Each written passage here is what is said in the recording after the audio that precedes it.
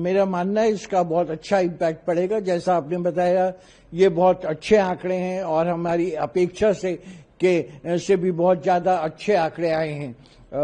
हम लोग का अनुमान था, ज्यादातर अर्थशास्त्रियों का अनुमान था कि 7.2, 7.3 के आसपास रहेगा, लेकिन उससे भी ज्यादा बढ़ के 8.2% की बढ़ोतरी हुई है, जो बहुत स्वागत योग्य है। ये क्रम को ये भी देखना होगा, ये सबसे ज्यादा वृद्धि है पिछले 6 तिमाहियों में, जो एक बहुत अच्छा संकेत देता है अर्थव्यवस्था के लिए।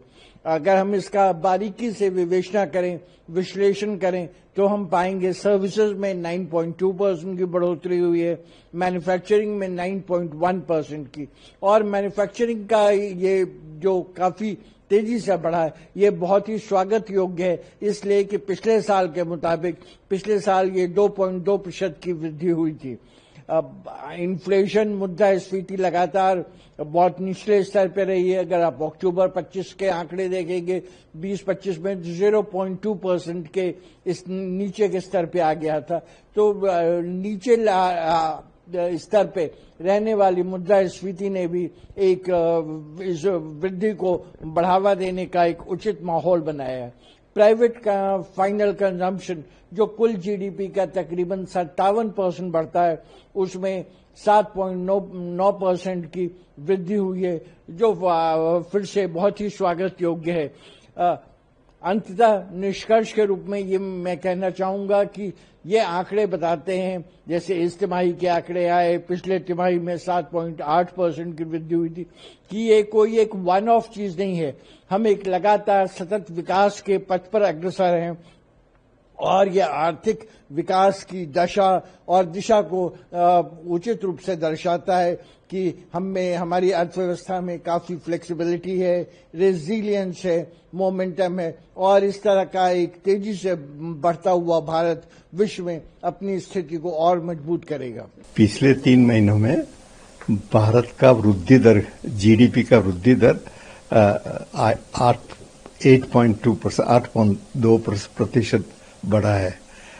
ये तो बहुत आनंद की बात है और बहुत अच्छी बात है कि इतने सारे इंटरनेशनल प्रॉब्लम्स के बावजूद भी हम ऐसे ग्रोथ रेट अचीव कर सके। बट आशा रखिए हम कि ऐसा ग्रोथ रेट हम कायम रखें और भी कर सके, एंड आगे भी इससे करने की जरूरत है। भारत को अच्छा ग्रोथ रेट की बहुत जरूरत है, क्योंकि हमको जो इवन 10-20 साल में भी चाइना के नजदीक हाथना है, तो हम हमारी इंडिपेंडेंस को, स्वतंत्रता को आत्मनिर्भर बनाना है, तो एक ग्रोथ रेट जरूरी है। अभी एक सवाल ये उठ सकता है कि क्यों ऐसा हुआ। तो ट्रंप ने टैरिफ डाला था, इतना टैरिफ डाला है इतना ज्यादा, बट टैरिफ की वाज नॉट इमीडिएटली, तो इनको बढ़ नहीं रही थी, इसका थोड़ा सा समय था। तो ये दरमियान एक तो ऐसा हो सकता है कि जो हमारे से इंपोर्ट कर रहे हैं, जो हमारे से ये लोग ने इंपोर्ट ज्यादा कर लिया है 3 महीने में, बिफोर द टैरिफ, बिफोर नई टैरिफ आए, क्योंकि स्टॉक कर रहे हैं। अगर इसके बावजूद भी हम जो आगे टैरिफ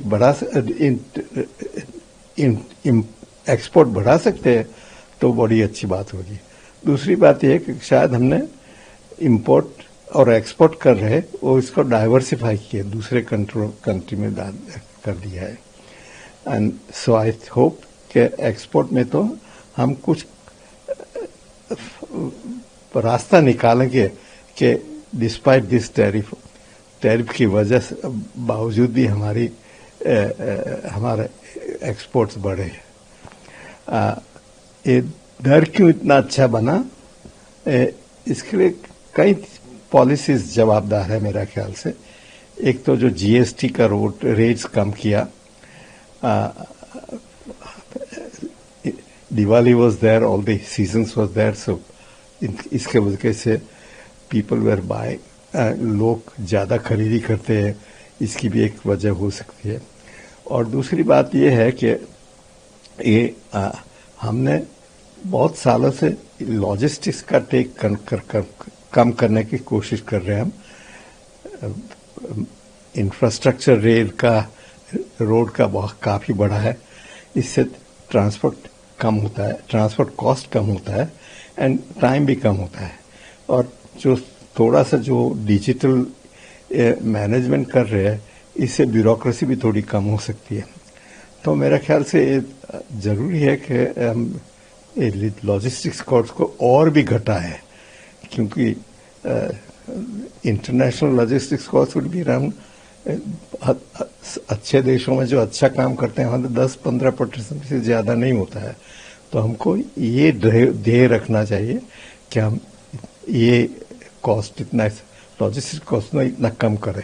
8.2% का रियल जीडीपी ग्रोथ रेट बहुत ही आकर्षक है और बहुत ही जबरदस्त फिगर है।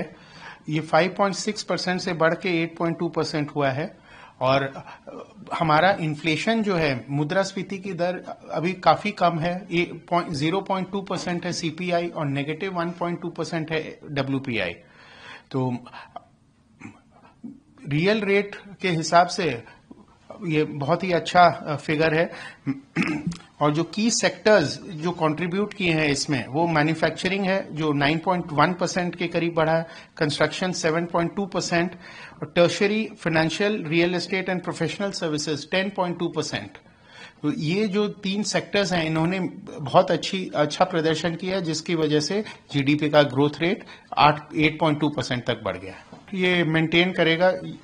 और ये real rate of GDP growth 8.2 है। इन्फ्लेशन जो है, मुद्रास्फीति की दर बहुत ही कम है और ये स्टेबिलिटी प्रदान करेगी। फाइनेंस मिनिस्ट्री, रिजर्व बैंक, इनकी जो नीतियां हैं वो पीएम मोदी के विकसित भारत का जो मिशन है उसके तरफ पूरी की पूरी अलाइंड है और ये अब रिजल्ट्स दे रही हैं। तो नियर फ्यूचर के अंदर ये मोमेंटम कंटिन्यू करेगा। हमारी जीएसटी की दरें अभी कम की गई हैं, उसका भी असर आएगा और वो इकोनॉमी को बढ़ावा देने के लिए काफी प्रभावी रहेगा। चाइना और यूएस के कंपैरिजन के अंदर में इंडिया क्लियर विनर है। चाइना का ग्रोथ रेट इस बार 4.8% आया, जो कि घट के आया 5% से, और यूएस का है 3.8%, जो बढ़ा है 3.3% से। इंडिया इन दोनों कंट्रीज को बीट करते हुए 8.7% का ग्रोथ रेट लेके आया, जो कि बहुत ही आकर्षक है। और आने वाले समय में ये इन दोनों जो इकोनॉमिक पावर हाउस हैं उनको टक्कर दे के उनसे आगे बढ़ने की क्षमता रखता है।